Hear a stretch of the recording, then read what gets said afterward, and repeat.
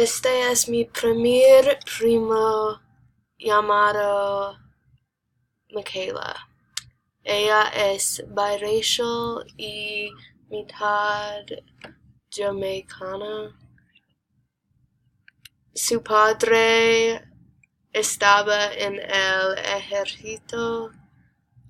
Ella ha vivido en Tennessee, Wisconsin y Chicago. Somos más como hermanas que como primas. Estamos a solo una semana de diferencia.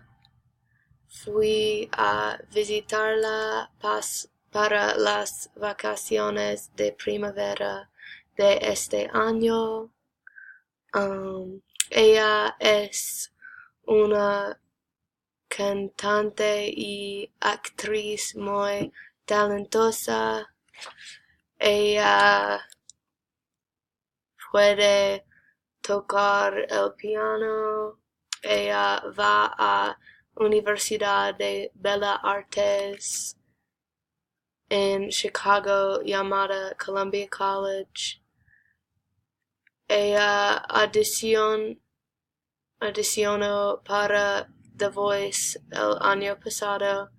Ella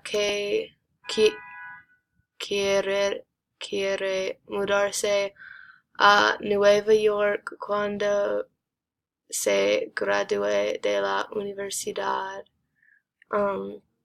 Los dos queremos grabar y producir música como una carrera.